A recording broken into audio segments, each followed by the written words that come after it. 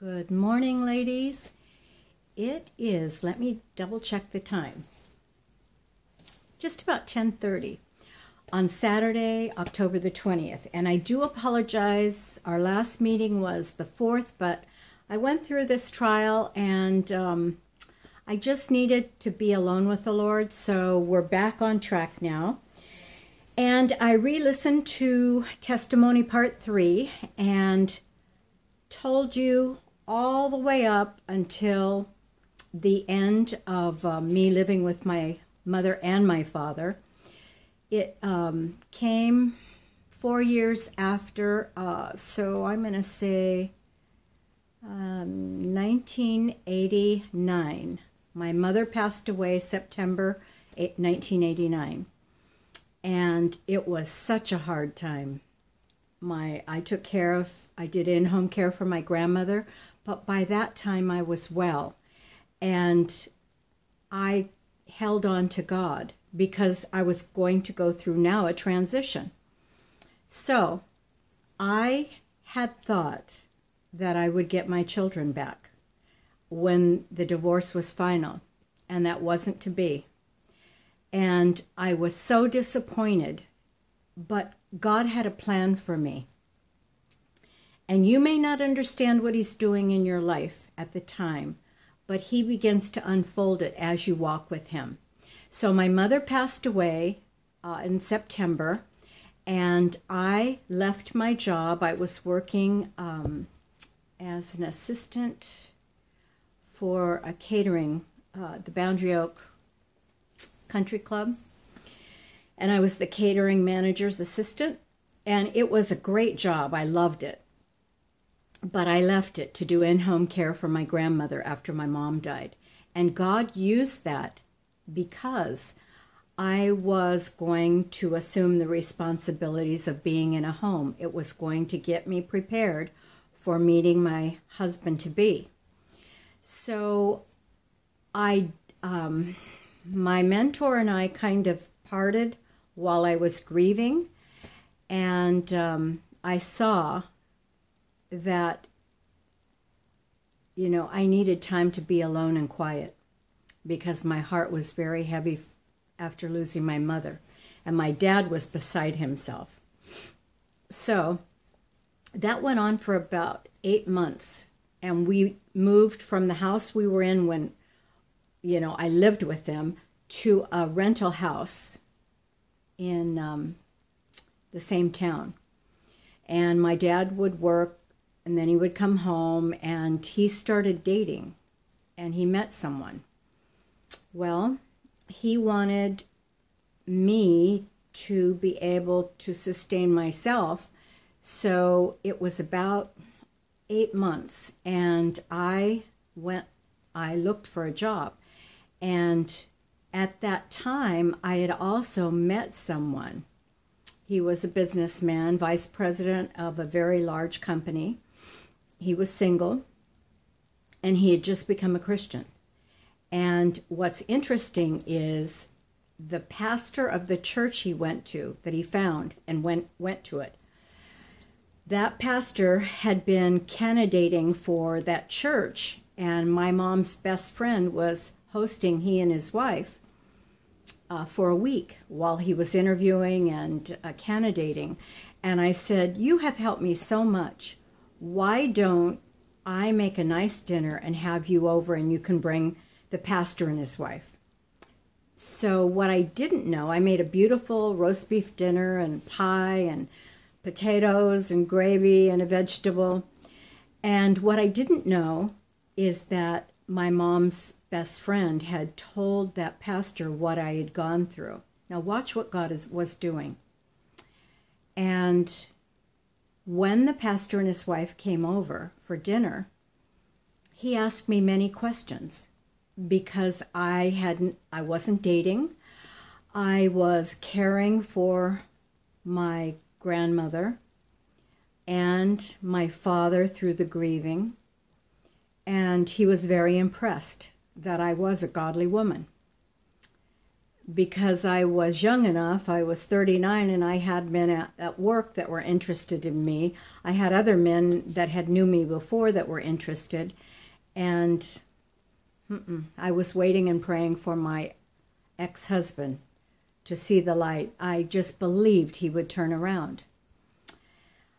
And after that dinner, my current husband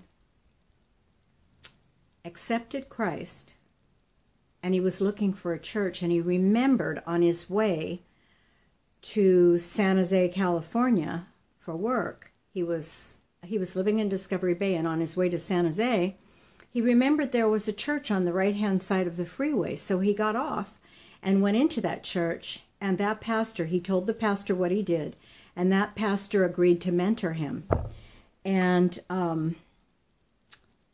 my husband said, you know, since I have accepted Christ, I don't want to go out and meet women in bars or clubs or anything like that. I want to have a godly woman. Do you know any? And then that pastor and my mom's best friend, the light bulb went on. Diana. So my mom's best friend asked me, would you be interested?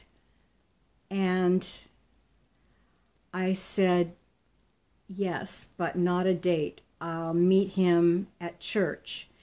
Every week they had a potluck dinner, and then they had Bible study. And let me back up just a little bit.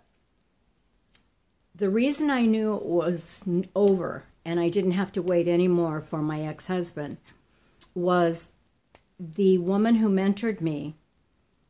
My ex-husband's brother had divorced his wife, and my mentor Roberta knew her, met her, and she brought her over to see me. And I was able to ask her many questions. And after she answered my questions, I saw that God answered my prayers to show my ex-husband the truth of certain things, that when he and this pastor's wife were always out shopping, people thought they were husband and wife, that we're to abstain from the appearance of evil. I saw that God had answered me. And when my ex-sister-in-law left and my mentor, I got on my knees and I cried and I said, God, I'm ready to lay that down. And it was shortly thereafter, within a month, I think, that my mom's best friend asked me that question. And I was free to say, yes, I'll meet him. And we met at Bible study, and he wanted to take me on a date. My mom's best friend said, would you go on a date with him now? And I said, I'm still not ready for that. And she said, what if I have a dinner and I invite the pastor, his wife, my husband, and, her husband and her, and then my future husband and me. And I didn't know he was my future husband. I said, okay. So my father stayed with my grandmother for and watched her so I could come over to my mom's best friend, and we had a dinner. And my current husband, Joe, he did not ask me out at dinner. We had a nice dinner. We talked a lot. And then I looked at the time and I said, I really have to go because I have to relieve my dad of watching my grandmother. So I thanked everybody and then excused myself and walked out to my car. And he came running after me and he said, would you go on a date with me? Boating. I have a boat. And I said, yes. Well, he wanted me to drive over to his place. And I told my mom's best friend, you tell the pastor, no, he comes and picks me up. And so that started our dating. And we actually fell in love very quickly. When you're 39 and 51, he was 51, we talked all the time and saw each other, and we fell madly in love.